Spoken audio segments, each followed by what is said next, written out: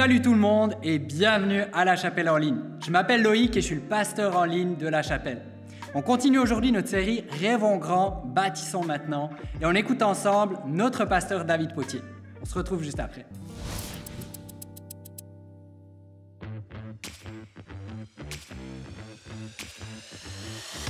Pourquoi c'est important de participer à ce projet?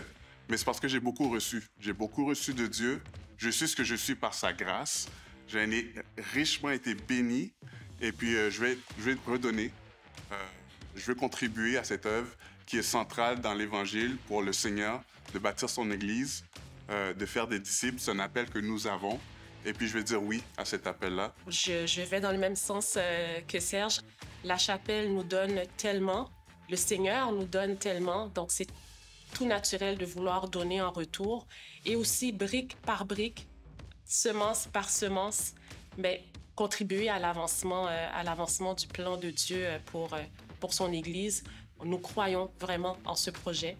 Nous avons ce projet-là à cœur et nous savons que c'est la volonté du Seigneur aussi pour son Église.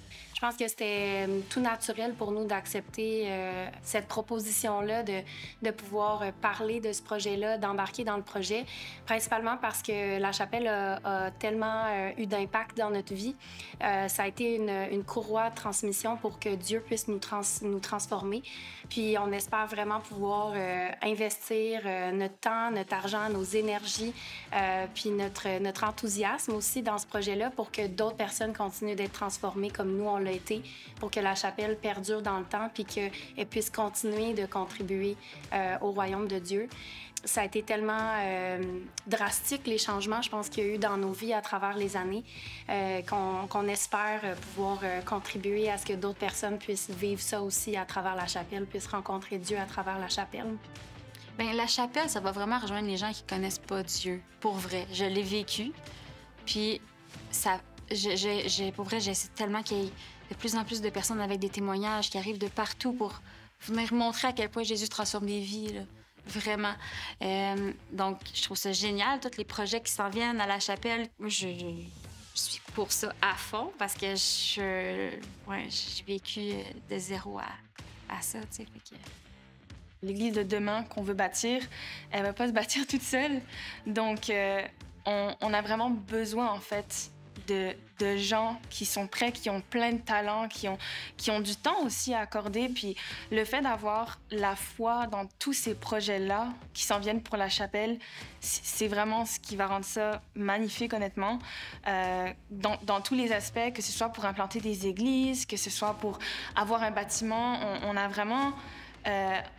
On a vraiment envie de pas juste atteindre des objectifs, mais vraiment de bâtir quelque chose ensemble, puis qu'on puisse le vivre ensemble, qu'on puisse en profiter aussi ensemble. Donc, j'ai vraiment hâte de voir toutes les personnes qui vont nous rejoindre là-dedans. Je suis sûre qu'il y a plein de gens qui vont aussi pouvoir se découvrir, puis surtout approfondir leur foi dans le processus. De venir à la Chapelle puis de m'impliquer à la Chapelle, ça m'a tellement aidée à découvrir qui je suis, à découvrir c'est quoi les dons, les talents que je pouvais avoir et que je pouvais mettre au service de l'Église, mais aussi que je pouvais appliquer dans ma vie de tous les jours.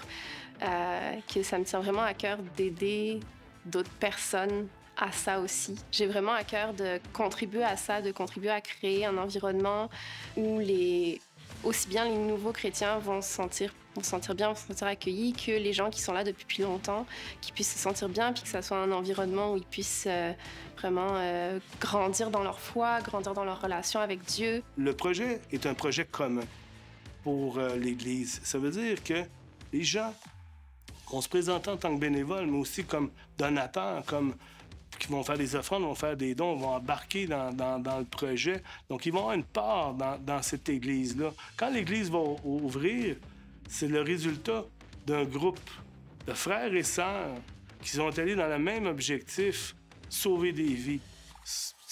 Pour moi, c'est le plus beau cadeau qu'on peut pas faire à notre Église, c'est de participer. Nous, on prie pour que toutes les heures puis tout l'argent qui est donné dans la Chapelle, Dieu le prenne puis en fasse quelque chose de miraculeux. Puis c'est ça qui nous excite beaucoup plus que qu'est-ce que moi je peux faire avec ce que j'ai. Non, c'est qu'est-ce que Dieu va faire avec ce qu'on met tous ensemble en commun. Dieu va faire des miracles. Puis les projets qui s'en viennent avec finalement avoir un bâtiment 10 ans, après le début de la chapelle, avec la formation de leaders, avec J'aime ma ville qui pourrait grossir, prendre soin d'encore plus de gens, être encore plus présent dans la communauté. Ça, c'est toutes des choses qu'on dit, mais c'est exactement à ça qu'on est appelé. Puis si moi, je peux contribuer à ça, puis que ça va exploser, multiplier, ça me donne le goût d'embarquer. Fait que s'il y a d'autres gens qui ont ce même sentiment-là, venez embarquer, accomplissons la mission. Ouais.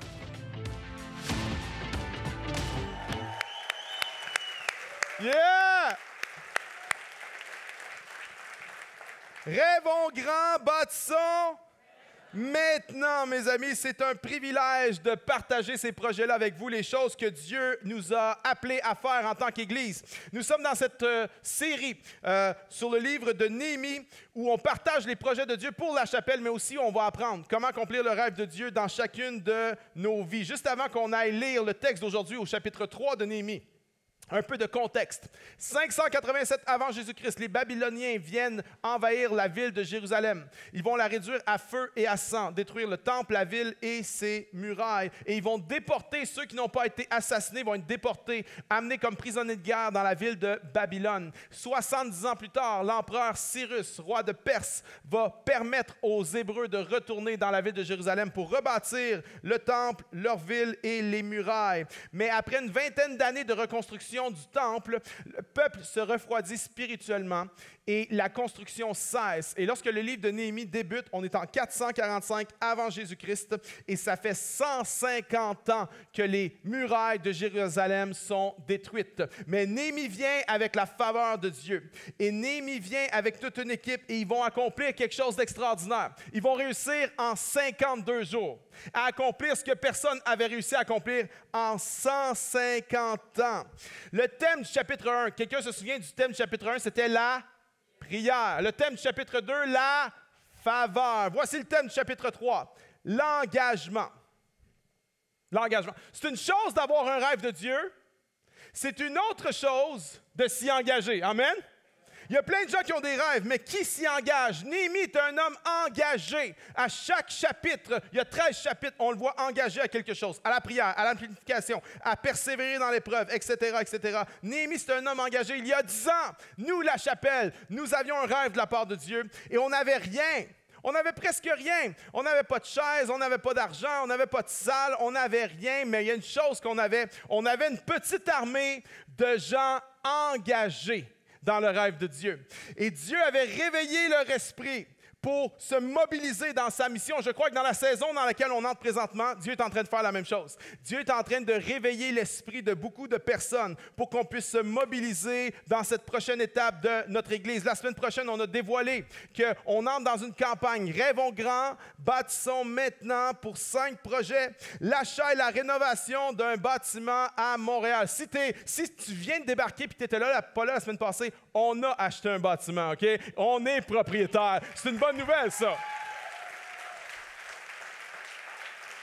Yes.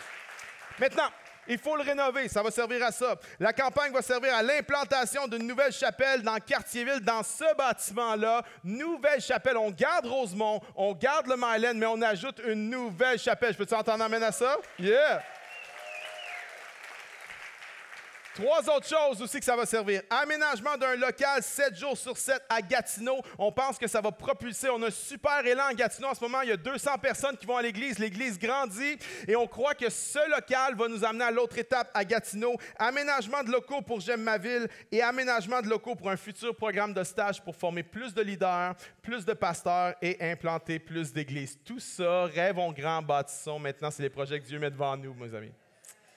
Aujourd'hui, on va lire Néhémie chapitre 3 ensemble. Mais juste avant qu'on lise, je dois t'avertir. Néhémie chapitre 3, c'est le genre de chapitre que si tu fais un plan de lecture biblique à un chapitre par jour, tu arrives à Néhémie chapitre 3, puis là tu fais Là tu fais Néhémie chapitre 4. OK, on saute le chapitre 3. Pourquoi? Parce que c'est une liste de noms. Et on a tendance à penser que ce n'est pas important, mais l'apôtre Paul nous a dit dans 2 Timothée, chapitre 3, que toute écriture est inspirée de Dieu et utile pour enseigner, pour convaincre, pour corriger et instruire dans la justice. Alors, si Dieu, dans sa souveraineté, a mis Néhémie chapitre 3 dans la Bible, c'est parce qu'il y a une utilité à ça. Je peux t'entendre amen? Et on ne va pas juste le skipper, on va aller chercher les perles qu'il y a dans ce texte-là. Parce qu'il y a des perles là-dedans, mes amis, et je vais essayer d'en faire sortir quelques-unes ensemble aujourd'hui. On va se lever, on va lire ensemble le texte biblique. Je vous ai dit la semaine dernière pourquoi on se lève pour honorer la parole de Dieu. On se lève aussi parce que dans le livre de Néhémie, c'est l'endroit dans la Bible où les gens se levaient pour lire le texte biblique. On va lire le chapitre 3, une partie du chapitre 3, mais je veux t'avertir à l'avance. Okay? Il y a toute une série de noms là-dedans que je ne suis pas capable de prononcer comme il faut. Alors, ce que je vais faire semblant que j'ai une belle assurance quand je les lis, OK? Puis vous n'y verrez que du feu. Néhémie, chapitre 3, verset 1. Éliachib, le souverain sacrificateur, se leva avec ses frères, les sacrificateurs, et ils bâtirent la porte des brebis. Ils la consacrèrent en fixant les battants. Ils la consacrèrent depuis la tour de Méa jusqu'à la tour de Hananiel. À côté de lui, bâtirent les hommes de Jéricho. À côté de lui, bâtirent Zakour, fils d'Imri. Les fils de Sénaa, bâtirent la porte des poissons. Ils la charpentèrent et en fixèrent les battants, les verrous et les barres. À côté d'eux travaillaient aux réparations Mérémoth, fils d'Uri, verset 5. À côté d'eux travaillèrent les Técoïtes, dont les principaux ne se soumirent pas au service de leur Seigneur. On va sauter au verset 12. À côté d'eux travaillait avec ses filles Shallum, fils de Aloëk, chef de la moitié du district de Jérusalem. Verset 17. Derrière lui travaillaient les Lévites, Réhum, fils de Bani, et à côté de lui travailla pour son district Achabia, chef de la moitié du district de Kéila. Verset 20. Derrière lui, Baruch, fils de Zabai, répara avec ardeur une autre partie. Verset 21. Derrière lui, Mérémoth, fils d'Uri, fils d'Akot, répara un autre secteur. Verset 22. Derrière lui, travaillèrent les sacrificateurs habitants de la plaine. Verset 27. Derrière eux, les Técoïtes réparèrent un autre secteur vis-à-vis de la grande tour en saillie jusqu'au mur d'Ophel. Et verset 32. Les orfèvres et les commerçants travaillèrent entre la chambre haute et l'angle de la porte des brebis. Quelqu'un dit, le pasteur sait lire. Quand même, on est fiers de ça. Je suis pas bon, mais avant de t'asseoir, dis à quelqu'un, c'est le temps de s'engager pour toi. Dis ça à quelqu'un. Vas-y, regarde quelqu'un dans les yeux, dis, c'est le temps de t'engager.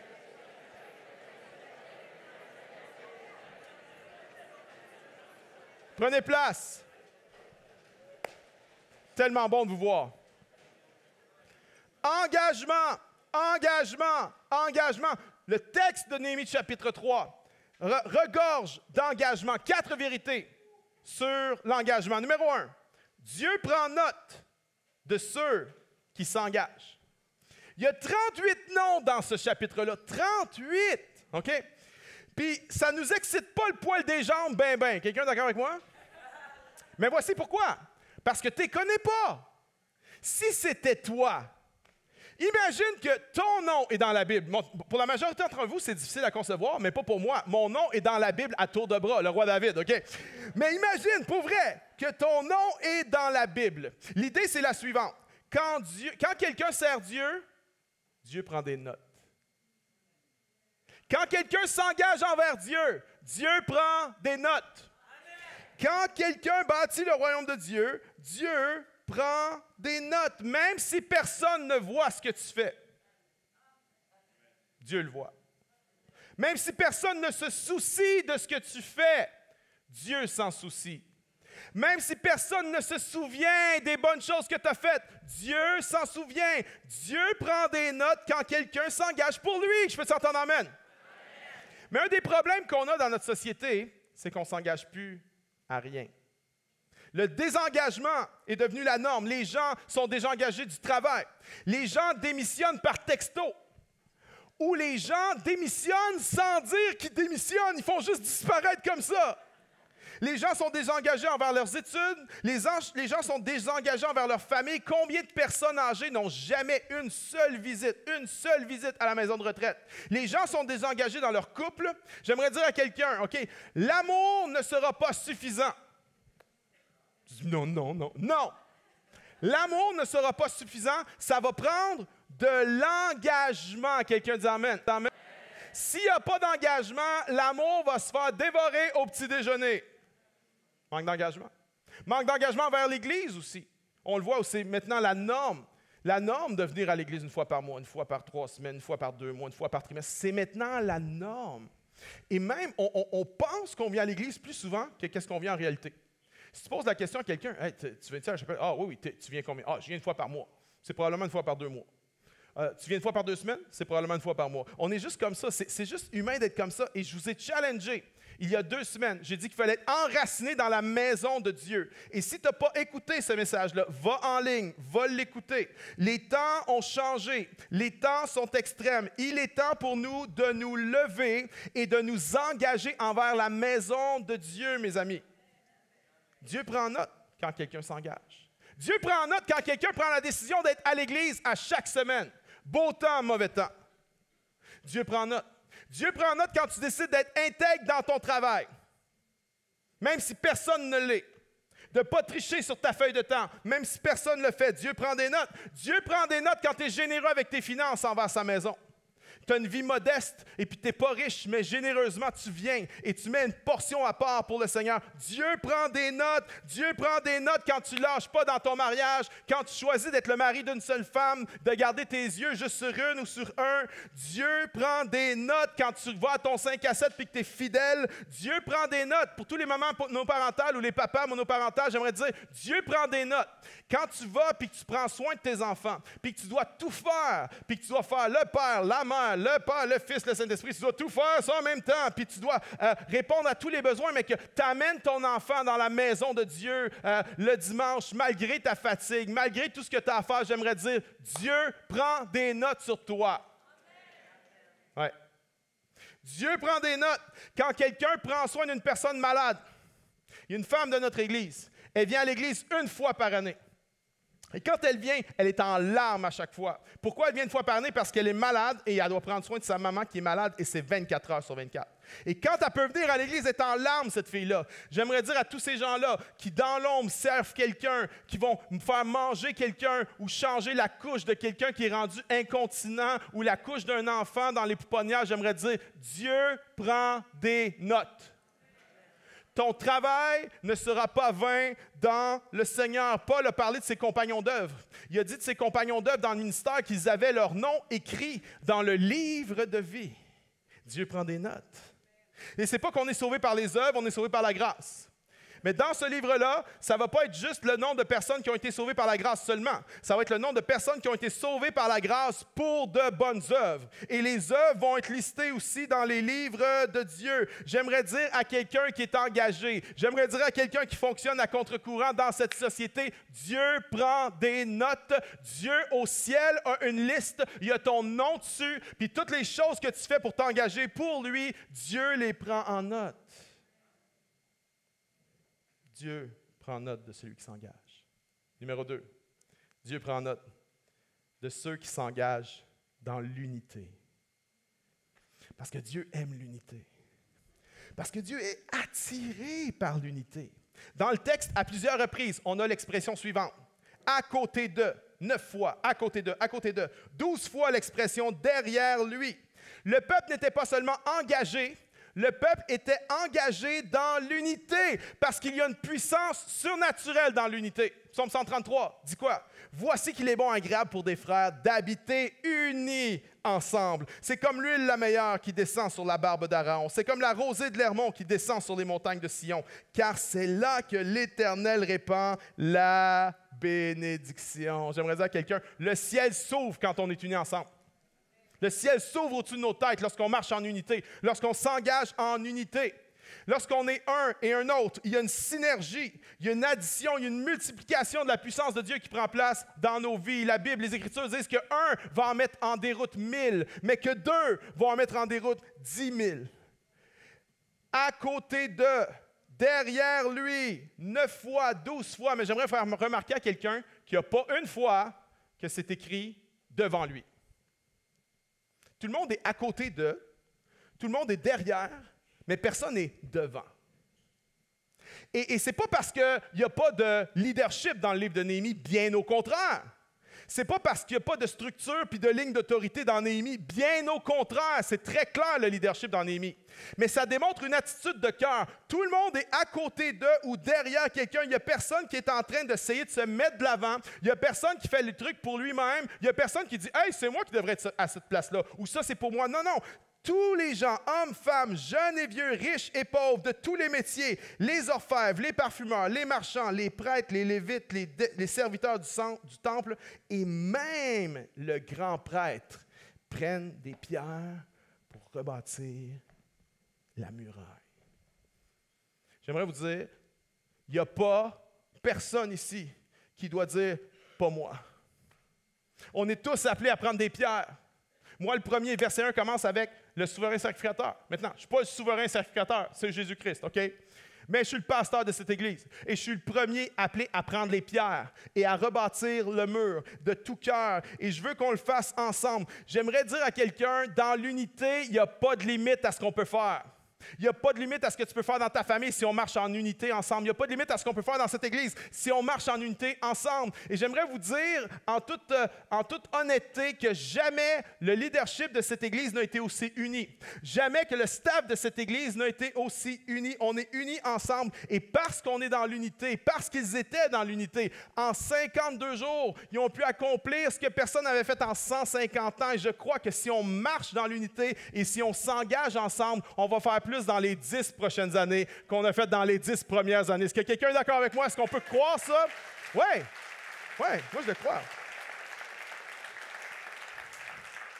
Numéro 3.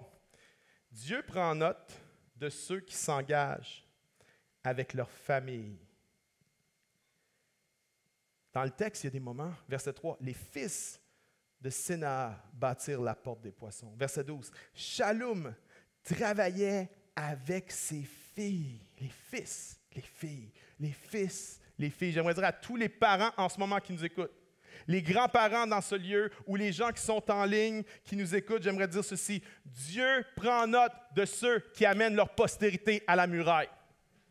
Dieu prend des notes de ça. Et je sais que ce n'est pas populaire aujourd'hui. Je sais qu'il y a de la pression aujourd'hui. Je sais qu'à 5 ans, on pense qu'un enfant peut décider s'il vient à l'église ou pas. Non, il ne peut pas décider. Il ne peut pas décider. Il vient à l'église, puis c'est tout. Tu lui fais manger son brocoli, tu l'emmènes à l'école. Il vient à l'église. That's it, that's all. Ça finit là. Bon, à 15 ans, ça commence à être différent un petit peu. Il faut être dans l'influence plutôt que de dire tu viens à l'église. Mais on peut-tu prendre notre responsabilité d'amener notre postérité à l'église? Les grands-parents, c'est pas parce qu'ils sont partis de la maison que tu n'as plus d'influence. Tu en as probablement plus qu'avant sur tes enfants et sur tes petits-enfants. C'est notre responsabilité d'amener notre postérité à l'Église parce qu'à la fin de la ligne, là, à la fin de la journée, ce qui va compter le plus, c'est pas si tu vas avoir réussi à leur acheter des vêtements griffés ou s'ils vont avoir réussi à exceller dans 8 sports et dans 3 affaires, 3 instruments de musique différents. À la fin de la journée, ce qui va compter le plus, c'est leur âme. Leur âme. Et il y a plein de parents qui sont super bons pour donner à leurs enfants tout ce qu'ils ont besoin, mais qui ne leur donnent pas la chose dont ils ont le plus besoin. Attention! Attention à ne pas donner à tes enfants tout ce dont ils ont besoin, mais de ne pas leur donner la chose dont ils ont le plus besoin. Ce que tes enfants ont besoin le plus, ce que mes enfants... Hey, je me fous de l'âge qu'ils ont, OK? S'ils ont 40, ce qu'ils ont besoin le plus de toi, c'est que tu les amènes à la muraille de Dieu. C'est que tu pries avec eux à la muraille de Dieu, que tu serves avec eux à la muraille de Dieu, que tu loues le Seigneur avec eux à la muraille de Dieu, parce que tes enfants, ta postérité, ne sera pas plus engagée que toi. Il y a un principe là-dessus, puis ça m'a pris du temps à comprendre ça, mais la vie me l'a appris. Lorsque tu es un leader spirituel, et tous les parents, on est tous des leaders spirituels, si tu cours, ils vont marcher. Si tu marches, ils vont s'asseoir. Si tu t'assois, ils vont se coucher. Et si tu te couches, ils vont mourir. Attention! C'est pas parce qu'ils ont quitté la maison que ta job est finie. C'est pas parce qu'ils ont 14, 15, 16 et sont autonomes dans leur devoir que ta job est finie. Ta job est plus importante que jamais. Ton influence est plus importante que jamais. Tes prières sont plus importantes que jamais. Ton engagement est plus important que jamais. Si nous ne sommes pas engagés dans ces temps extrêmes, notre postérité va se faire dévorer par les ténèbres.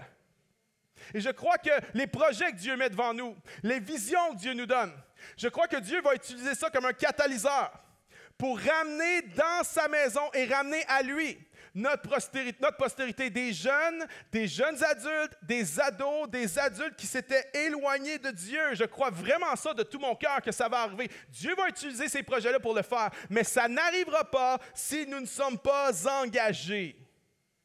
Parce que Dieu prend note de ceux qui s'engagent, mais Dieu prend note aussi de ceux qui ne s'engagent pas. Verset 5, ça nous dit que les notables de Tekoa refusèrent de s'engager. Attention à l'apathie spirituelle. Attention à l'assoupissement spirituel. J'ai 46 cette année. Et lorsque j'avais 25, 30, 35, je vous dis, j'aurais jamais pensé que le plus grand défi dans ma vie, alors que je vieillis, ce serait la tentation de l'apathie spirituelle. Ce serait la tentation juste de me coucher. Oublie pas, hein, si tu te couches, il meurt. Attention. L'apathie spirituelle, c'est un danger qui guette chaque personne. Et Dieu fait bien les choses, hein, parce que lorsqu'on est jeune, Dieu est beaucoup plus tolérant avec nous quand on est jeune que quand on est vieux. Dieu nous permet des écarts beaucoup plus grands quand on est jeune que quand on est vieux. Puis à un moment donné, Dieu dit, ben là, tu vas grandir, tu vas grow up, OK? Puis tu ne veux pas grow up, mais il va te forcer à grow up. Je vais te donner quelque chose qui s'appelle des enfants. Et là, pour la première fois de ta vie, tu vas être obligé de penser plus à quelqu'un d'autre qu'à toi-même. Tu n'as pas le goût de le faire, mais tu n'as pas le choix de le faire. Parce que ce petit truc-là crie au meurtre, OK, à 4 heures du matin. Puis pour la première fois de ta vie, il va falloir que tu te soucies plus des besoins de quelqu'un d'autre que de tes propres besoins. Et pendant quelques années, on donne et on donne et on donne et on court et on travaille et tout ça. Et pendant des années, on se dédie à d'autres et on se donne à d'autres. Mais voici le danger, c'est qu'à un moment donné, ça grandit. Puis à un moment donné, on a comme une espèce de tendance à juste back off, dire « j'ai donné ». Et c'est là qu'il y a toute une génération, OK? Alors, si t'es vieux, 45 et plus, là, t'es avec moi, OK? Les jeunes vieux, comme moi, 45 et plus, OK? La tentation, c'est de dire, j'ai donné, je suis fatigué, et de s'assoupir spirituellement. Mais c'est dangereux. C'est dangereux pour toi et c'est dangereux, je te dirais, surtout pour ta postérité. Parce que si toi, tu penses que tu peux t'en tirer in extremis en étant couché puis en regardant Netflix jusqu'au retour du Seigneur, j'aimerais te dire, ta postérité, elle va mourir. Elle va mourir. Tu n'es pas une île déserte. Tu as une radiance spirituelle. Tu as un impact spirituel. Ton engagement fait la différence dans la vie de ta postérité, fait la différence dans la vie de quelqu'un. Attention, Dieu voit, puis il y en a, c'est difficile, vos enfants sont loin du Seigneur, mais vous vous battez dans la prière, vous ne lâchez pas, vous êtes fidèles dans la maison de Dieu, vous êtes engagés envers le Seigneur. Laissez-moi vous dire, il y a un message qui est prêché. Il est peut-être implicite, mais il y a un message qui se prêche en ce moment. Et Dieu entend chaque prière. Et quand vous venez dans la maison de Dieu, si vous n'êtes pas capable littéralement d'amener vos enfants dans la maison de Dieu, tu les amènes peut-être spirituellement avec toi. Tu les amènes dans ton cœur, puis tu les portes en prière. Quand on prie, quand on chante, Seigneur, tu vas sauver mon fils. Seigneur, tu vas sauver ma fille. Seigneur, tu vas sauver mon mari. Tu vas sauver ma femme. Tu les amènes avec toi. Mais attention à ne pas t'assoupir. Dieu prend des notes de ceux qui s'engagent avec leur famille. Et pendant ces projets-là, je peux-tu vous suggérer à tous ceux qui ont des enfants qui sont en âge de faire quelque chose, de travailler juste un petit peu, prenez un samedi, 2 samedis, 3 samedis dans les prochains mois et venez servir avec vos mains. Faites pas juste donner financièrement, faites les deux. OK? C'est pas un ou l'autre, c'est les deux. Mais venez, amenez votre postérité à la muraille et dire, on va bâtir ça ensemble. On va mettre des vieux meubles dans le container ensemble. On va passer le balai ensemble. On va peinturer ensemble. On va bâtir cette muraille-là ensemble à la gloire de Dieu. Parce que Dieu prend note de ceux qui s'engagent avec leur famille. Numéro 4, Dieu prend note de l'attitude du cœur avec laquelle je m'engage. Verset 20. Derrière lui, Baruch, fils de Zabaï, répara avec ardeur une autre partie. Voici, il y a du monde qui bâtissent, ils sont engagés. Mais il y en a un, il n'est pas juste engagé, il travaille, avec ardeur. Et Dieu fait Je prends des notes. Vois-tu, il n'y a rien qui est caché devant Dieu. Il n'y a rien qui est gaspillé avec Dieu. Dieu voit ce gars-là. Je ne suis même pas capable de prononcer son nom. Mais Dieu connaît son nom. Puis Dieu dit, tu veux? Dieu veut qu'on sache, nous, des milliers d'années plus tard. Zabaï répara avec ardeur. Oh, qu'au ciel, que dans les cieux, dans le livre de Dieu, ce soit écrit. Et David travailla avec ardeur, répara avec ardeur, prêcha avec ardeur, pria avec ardeur. Dieu ne s'attend pas seulement à ce qu'on s'engage, il regarde nos motivations profondes. Ce n'est pas juste de servir Dieu. C'est dans quel esprit on sert Dieu. C'est pas juste de venir à l'Église. C'est dans quel état de cœur on vient à l'Église. C'est pas juste de donner. C'est dans quel état de cœur on donne. C'est pour ça que la Bible dit que Dieu aime celui qui donne avec joie.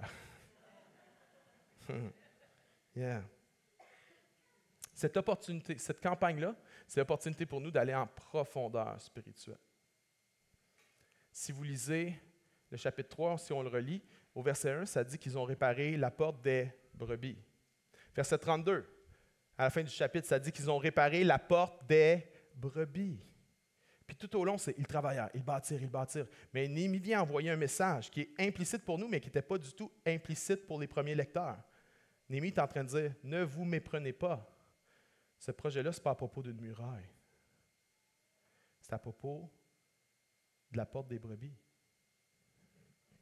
La porte des brebis était l'endroit où les sacrificateurs amenaient les sacrifices pour les offrir à l'Éternel Dieu. Néhémie est en train de dire, ce projet-là, c'est à propos de restaurer l'adoration à l'Éternel Dieu. Ce n'est pas à propos d'une muraille. Et lorsqu'on regarde le livre de Néhémie, pendant le projet, il y a une profondeur spirituelle qui s'est installée.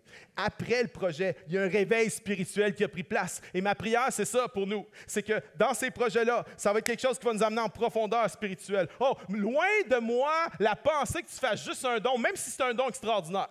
Que tu fasses un don, même si c'est un don de fou, que tu fasses seulement un don, que ça s'arrête là. Le but de cette campagne-là, c'est que tu puisses aller en profondeur spirituelle avec le Seigneur. Le but de cette campagne-là, c'est qu'on puisse voir un réveil dans nos vies, dans nos familles et dans notre Église. Ça, c'est le but. C'est pour ça qu'on le fait. Et on vous demande à chacun d'entre vous, à partir d'aujourd'hui, on commence les dimanches d'engagement. Les 4 prochains dimanches sont des dimanches d'engagement. Et vous venez avec vos cartes d'engagement. Je vais demander à Josiane de venir ici. Josiane est la coprésidente de notre campagne de financement. Est-ce qu'on pourrait donner de l'amour à Josiane, s'il vous plaît?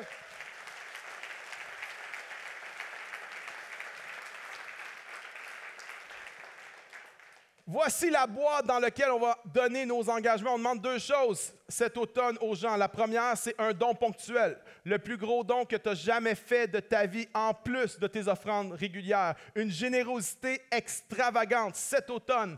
Et en plus de ça, on demande aux gens à partir de janvier 2024 d'ajouter à tes dons réguliers un montant. Et sur les cartes d'engagement, il y a les montants que tu peux marquer, les choses que tu t'engages. Et à partir de ce dimanche, tu peux prendre ta carte d'engagement, puis tu en gardes une partie pour toi pour te rappeler ton engagement. Et l'autre partie, tu la mets dans la boîte comme ça ici, et ceux qui le veulent pour immortaliser le moment, parce qu'on veut immortaliser ce moment-là, il y a la possibilité de juste le signer pour dire « J'étais là, j'ai contribué », puis ça va être un beau souvenir pour la chapelle, mais c'est ton engagement devant Dieu que tu prends. Et lorsque tu prends cet engagement-là, nous, on va te donner un petit quelque chose. On va te donner un porte-clés. Rêvons grand, bâtissons maintenant. C'est un beau porte-clés en métal avec le logo de la campagne, avec le thème de la campagne pour nous rappeler voici mon engagement, voici ce que je bâtis. Et pour nous motiver à aller de l'avant, chaque fois que tu vas regarder tes clés, tu vas dire je suis engagé, je vais au bout de mon engagement. Ça commence ce dimanche, mais pour les 4 prochains dimanches également,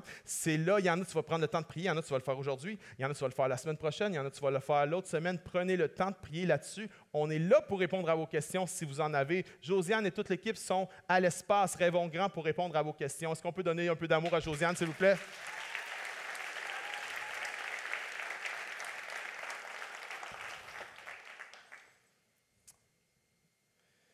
All right.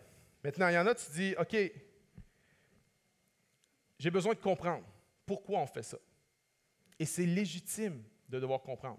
Et si tu as des questions, s'il te plaît, reste pas avec tes questions. S'il y a des questions qu'on ne répond pas ici sur la plateforme, viens nous voir. On va essayer de te donner les réponses à tes questions. On veut que 100% de l'Église s'engage là-dedans. 100% des gens. On ne veut pas que personne manque cette opportunité-là. C'est une opportunité exceptionnelle. Voici quelques raisons, rapidement, pourquoi nous allons dans cette direction-là. Numéro 1, pour nous permettre de mieux accomplir notre mission, de former des disciples qui en forment d'autres.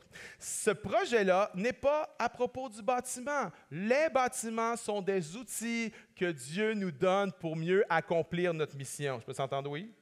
C'est ça que ça sert. Numéro 2, pour la multiplication des chapelles et l'implantation d'une nouvelle chapelle en septembre 2025. La chapelle Rosemont va rester ouverte. La chapelle Myland va rester ouverte. La chapelle Gatineau reste ouverte également. On ajoute une autre chapelle. Et ce move-là, ce bâtiment-là va nous permettre de le faire parce que c'est extrêmement difficile d'implanter des chapelles qui sont toutes portatives, d'implanter des chapelles qu'il faut monter et démonter à chaque semaine. Lorsqu'on les multiplie, à un moment donné, la charge devient très grande. Mais un bâtiment fixe va nous permettre de redémarrer l'implantation d'églises. Pourquoi également, numéro 3, pour donner les moyens à la chapelle Gatineau de passer à une autre étape. Il y a 200 personnes à Gatineau en ce moment et on pense vraiment qu'on va pouvoir accélérer ça et aller à une autre étape dès le moment où on va avoir des locaux pour Gatineau.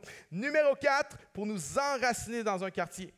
La chapelle, on est committed avec notre ville de Montréal. On est engagé aussi envers le Québec, mais on veut pouvoir s'engager avec un quartier spécifique. On veut s'enraciner plus spécifiquement dans un quartier et faire des œuvres encore plus près des gens et toucher la communauté. Numéro 5, pourquoi on fait ça? Pour permettre à J'aime ma ville de mieux servir la communauté et d'économiser. Ils vont avoir des locaux à prix modique, mais également être beaucoup plus près des gens physiquement, plus près de là où sont les besoins. Il y a plein de nouveaux arrivants dans ce quartier-là et J'aime ma ville va être proche d'eux pour pouvoir répondre aux besoins. Numéro 6, pour favoriser la multiplication de leaders et de pasteurs pour l'implantation de futures chapelles.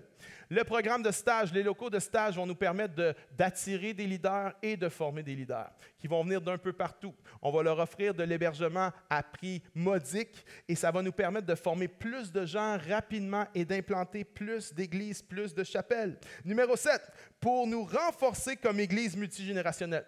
Dans ces locaux-là, on va pouvoir faire nos soirées pour ados, 13-18. On va pouvoir faire nos soirées pour jeunes adultes là-bas également. Souvent, on manque de place dans ces soirées-là. Ça va nous permettre de faire toutes sortes d'événements comme ça et de s'établir plus solidement comme une église multigénérationnelle. Je l'ai mentionné dans la vidéo la semaine dernière, mais je rêve d'une église où tu nais et tu meurs engagé, où les personnes âgées sont engagées, où les poupons ont leur place, où les ados, les jeunes adultes, les parents, les grands-parents, ça va nous permettre de nous établir solidement comme église multigénérationnelle. Numéro 8, ça va nous permettre d'accueillir des événements comme des messes de Pâques, des messes de Noël, de sauver des coûts de location vraiment importants pour ces événements-là. Ça va nous permettre aussi d'accueillir des soirées de prière, des soirées de louange, des mariages. Il y en a, tu vas te marier dans ces locaux-là dans le nom de Jésus. Des banquets de mariage, des événements de toutes sortes. Numéro 9, ça va nous permettre d'avoir un filet de sécurité dans un contexte de précarité de nos locations actuelles. Il y a des choses que je ne peux pas dire de la plateforme. Point. OK? Ça s'arrête là. Nous avons besoin de quelque chose de solide. Nous avons besoin d'un filet de sécurité. Il y en a qui disent, mais là, moi, je vais rester à Rosemont. Pourquoi que j'irai là-bas? Pourquoi je donnerais pour ça? Voici pourquoi. Parce que c'est ta maison. C'est ton église. C'est ta famille. C'est pas parce que tu as un chalet puis une maison que tu es détaché d'un des deux. Non, c'est à toi. C'est ta maison, mais c'est la même chose. C'est le même principe. C'est notre maison à nous, la chapelle. Et ça va nous permettre d'avoir un filet de sécurité. Là, si jamais une chapelle ne peut pas se réunir, si jamais une chapelle perd ses locaux, on peut ajouter des services, des réunions dans ces locaux-là. Ça va nous donner ce filet de sécurité-là. Numéro 10, pour nous donner un levier financier qui permettra éventuellement l'acquisition de d'autres bâtiments. Je crois que c'est seulement le premier. Je crois qu'il y en a d'autres qui sont à venir. Numéro 11, pour envoyer un message clair que l'Église à Montréal et au Québec n'est pas morte. Je peux s'entendre amen à ça? Amen?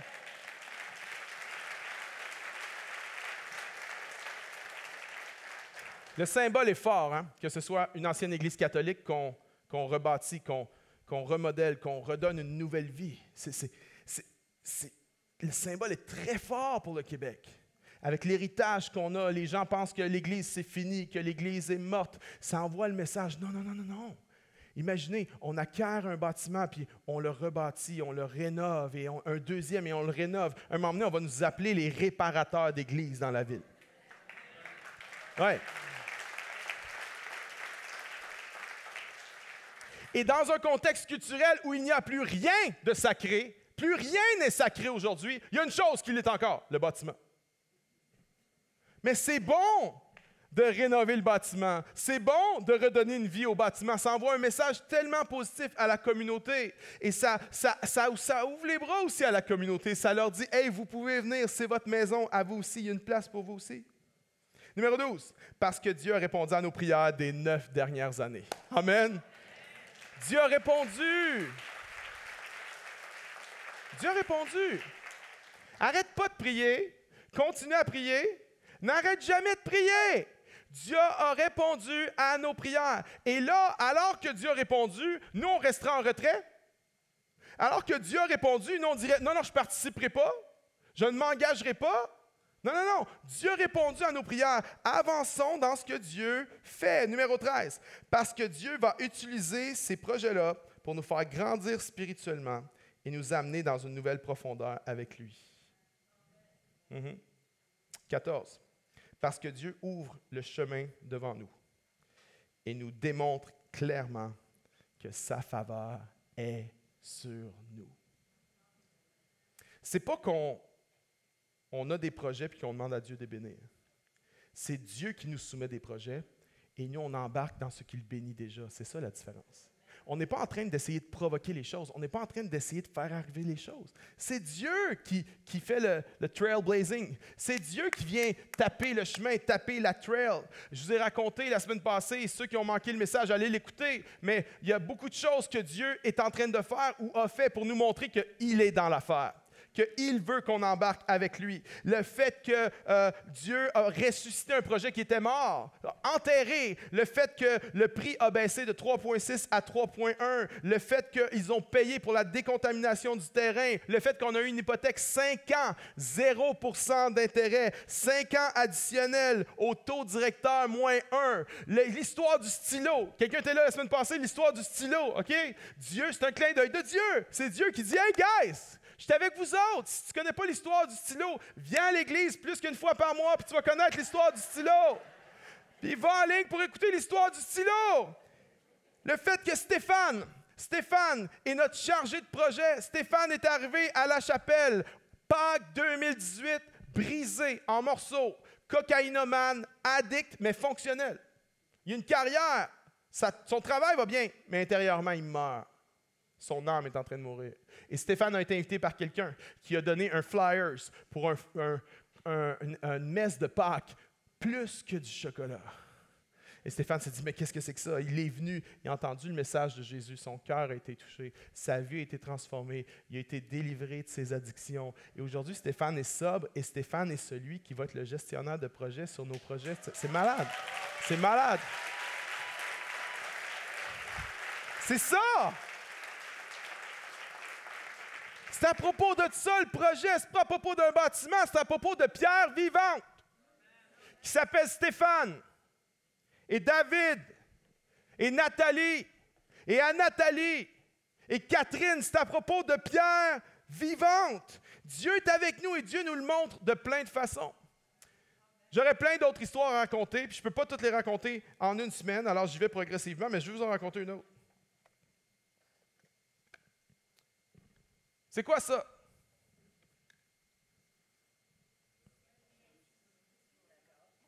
De l'argent. Ça, c'est de l'argent. C'est pas une photo d'argent, c'est de l'argent. OK? Ça, c'est 50 francs suisses. OK? Ça vaut à peu près 50 000 Canadiens. Non, c'est pas vrai. À peu près, 75 piastres à peu près. Et en 2018, je prêche dans une conférence en Suisse. Et il y a quelqu'un qui vient me voir. Puis d'ailleurs, si tu écoutes à l'écran, écris-moi, OK? Puis je ne me souviens plus de ton nom, please, viens me voir. Mais cette personne-là vient me voir après une réunion, puis dit, Pasteur David, j'ai vraiment à cœur de te dire quelque chose. Je crois que le Seigneur va vous donner un bâtiment. Et symboliquement, je vais être la première personne qui va contribuer à ça. Alors, la personne a sorti un 50 francs suisses de ses poches, puis elle me l'a donné. Et quand je suis arrivé à la maison, je l'ai encadré. Puis je l'ai mis dans un cadre sur mon bureau, comme ça. Puis à chaque semaine que je prépare un message, j'étais en train de regarder ce truc-là. Puis je disais, Seigneur, tu es fidèle. Seigneur, tu vas le faire.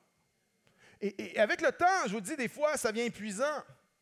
Parce que des gens me disaient, ben là, Dave, t'es-tu sûr là, que Dieu veut vraiment qu'on ait quelque chose? Peut-être que Dieu veut pas. Je disais, ça se peut.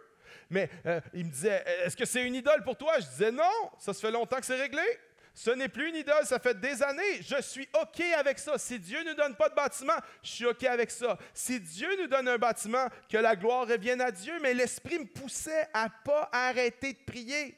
Et des fois, je priais tout seul. Il n'y a plus personne qui croyait, sauf ma femme puis moi. Tout le monde disait, ça n'arrivera jamais, ça n'arrivera jamais. Puis à un moment donné, je ne voulais même plus vous en parler. J'allais visiter des bâtiments, je n'en parlais même plus. Le dernier, celui-là, je l'ai visité là, l'année passée. Je ne vous en ai pas parlé. Pourquoi? Parce que tout le monde fait...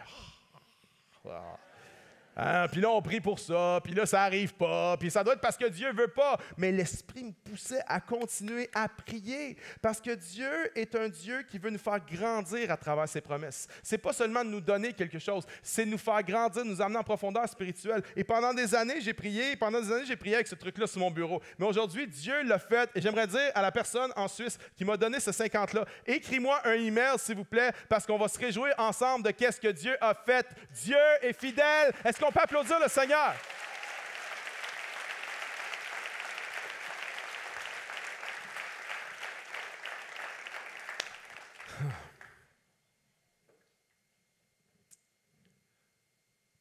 Voici la raison ultime pour laquelle on va s'engager. On va s'engager pour plein de raisons, pour les 14 ou 15 raisons que je viens de vous énumérer.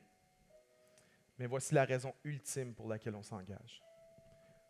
On s'engage parce que Dieu s'est déjà engagé envers nous. Le livre de Néhémie parle d'un homme engagé. Il n'y en a pas beaucoup de Néhémie à travers l'histoire. Des gens engagés comme Néhémie, là, il n'y en a pas beaucoup. C'est un commitment exceptionnel. Mais l'engagement de Néhémie là, pointait vers autre chose. L'engagement de Néhémie pointait vers un plus grand Néhémie. Vers quelqu'un qui n'allait pas avoir seulement l'engagement de Néhémie, mais quelqu'un qui allait avoir un engagement plus grand que celui-là. Le plus grand Néhémie, c'est le Seigneur Jésus-Christ lui-même. C'est lui le plus grand rêveur. C'est lui le plus grand prieur.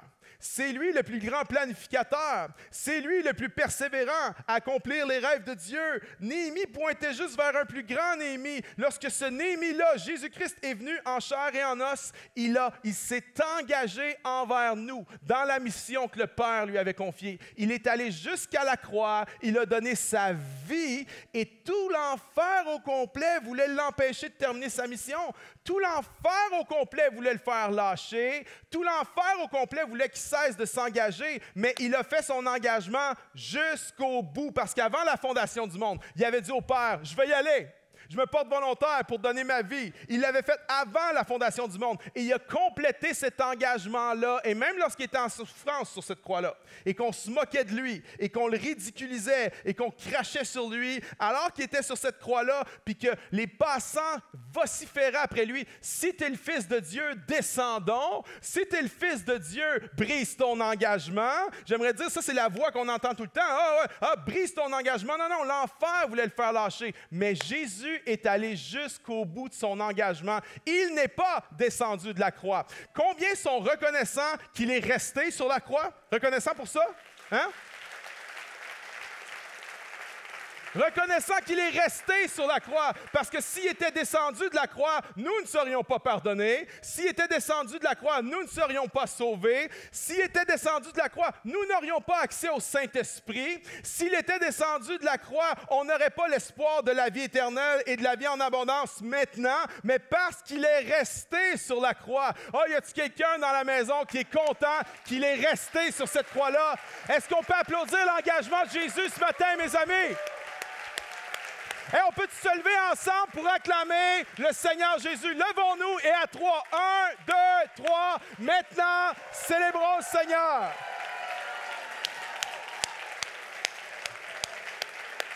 Yes! Yes! Woo! Le Seigneur est engageant envers nous. Et nous voulons répondre en nous engageant vers lui. Et ça commence aujourd'hui. Il y en a, tu vas prendre cette carte-là. Si vous êtes en couple, vous allez prier. Il ne faut pas qu'un soit forcé ou l'autre. Il faut être d'un commun accord dans ce qu'on va donner. C'est vraiment important. Mais vous allez prier, vous allez chercher la face de Dieu. Seigneur, c'est quoi notre engagement? C'est quoi notre don ponctuel? C'est quoi notre don à partir de janvier à chaque mois? Il y en a, vous allez vous engager cette semaine. Il y en a, vous allez vous engager la semaine prochaine. Il y en a, ça va être dans les 2 autres semaines. Mais que tous ensemble, chaque personne de l'Église, on peut dire, Seigneur, voici mon engagement. Tu es resté engagé envers moi. Moi, je vais rester engagé envers toi. Puis je t'en supplie, pense pas que c'est juste un projet. Si tu penses ça, tu manques tellement quelque chose. Si tu penses que c'est juste à propos d'un don, tu manques tellement quelque chose. C'est un don de toi. C'est un don de toi. Je ne veux pas dire que le don vient de toi, je veux dire que c'est toi le don. C'est toi le don. Puis dans toi, il y a ton portefeuille. Dans toi, il y a ton agenda. Dans toi, il y a ton cœur. Dans toi, il y a tes yeux. Dans toi, il y a tes oreilles. Dans toi, il y a ta langue. Dans toi, il y a tes mains. Dans toi, il y a tes pieds. C'est un don de toi. C'est toi qu'on offre. C'est toi que tu offres. Reste pas en arrière. Fais pas juste un don de ton argent. C'est tellement superficiel. C'est tellement pas suffisant. Ça mène tellement pas de la vie juste de faire un don de ton argent comme ça. Non, non, c'est toi le don. Est-ce qu'on peut juste lever nos mains devant le Seigneur? Tout le monde? Si tu n'es pas à l'aise de le faire, t'en fais pas, c'est correct. Mais tous ceux qui sont à l'aise de le faire, juste de lever nos mains devant le Seigneur parce que je vais prier pour nous. Et en tant que pasteur de cette Église, je veux nous représenter pour qu'on puisse s'engager. Père Céleste, je te prie maintenant pour chaque personne qui entend ce message, ici en présentiel et en ligne. Je te prie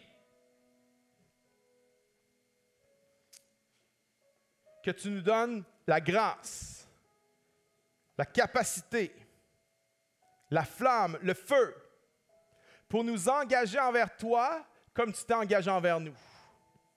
Et alors qu'on va emmener nos offrandes, notre don et nos dons supplémentaires mensuels, alors qu'on va emmener ça, tu vas faire une œuvre extraordinaire.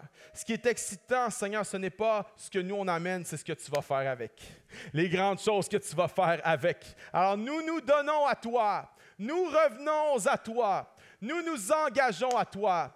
Portefeuille, agenda, cœur, corps et âme, au complet, engagés à toi, éternel Dieu. Nous te remercions à l'avance pour le miracle qui va prendre place. Je te prie que chaque personne puisse embarquer dans cette vision. Je prie que personne ne reste en arrière. Dans le nom de Jésus, je prie pour ceux qui ont des craintes peut-être d'anxiété financière. Seigneur, il y a des gens qui ont tellement peu de moyens, mais qui peuvent contribuer un peu parce que ça va amener une vie, ça va amener une richesse dans leur âme, ça va amener un engagement spécial dans leur vie. Je prie que personne ne reste en arrière. Et je prie que ceux qui peuvent faire plus, parce que tu leur as donné plus de capacités financières, physiques ou autres, Seigneur, nous voulons faire plus. Nous voulons nous donner plus. Tout le monde ensemble, que nous puissions dire, levons-nous et bâtissons à la gloire du Seigneur Jésus. Et toute l'Église, tout le peuple de Dieu dit Amen. Est-ce qu'on peut acclamer le Seigneur une autre fois, mes amis?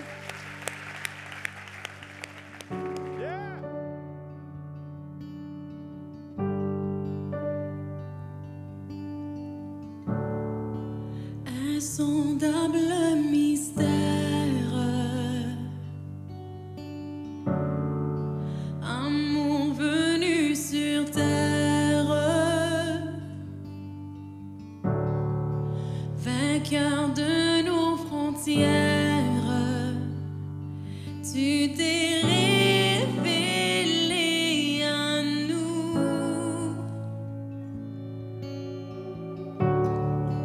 Insaisissable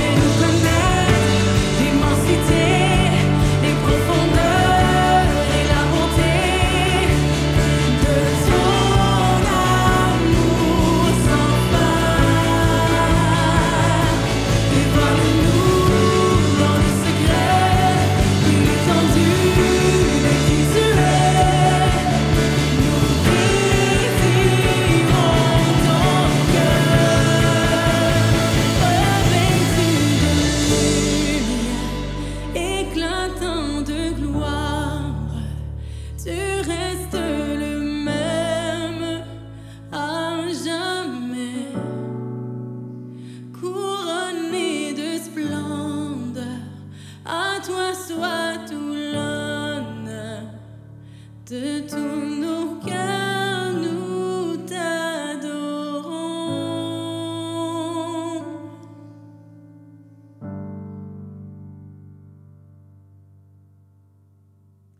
Merci beaucoup pour ce message, David. Jésus se soucie de notre attitude de cœur avec laquelle nous nous engageons. Soyons engagés cette semaine dans nos travails, nos familles, notre Église. Et une des façons de s'engager dans l'Église, c'est de participer au projet Rêvons grand, bâtissons maintenant que Pasteur David nous présente depuis quelques semaines. Si tu veux en savoir plus, rends-toi sur lachapelle.me/rêvons grand. Une des autres façons de s'engager dans la communauté à La Chapelle, c'est de te connecter à l'After sur Zoom demain lundi à midi. On prend toujours un temps pour discuter du message, du jour, connecter avec d'autres personnes de l'Église, mais aussi pour prier les uns pour les autres. Tu trouveras le lien sur notre site web. Merci pour ta générosité semaine après semaine. Chaque don nous aide à construire l'Église. Merci de participer à ça et merci pour ta fidélité. Si tu te demandes comment donner, il suffit d'aller sur l'application de La Chapelle ou sur le site web. Et comme je le disais tantôt, si tu veux participer au nouveau projet de La Chapelle, tu peux te rendre sur le site sous l'onglet « Rêvons grand, bâtissons maintenant » et donner le montant que tu souhaites. Aucun montant n'est trop petit. Merci pour ton engagement. Merci d'avoir été avec nous pour cette réunion. N'oublie pas, la semaine prochaine, on fête à la Tohu à Montréal les 10 ans de notre Église.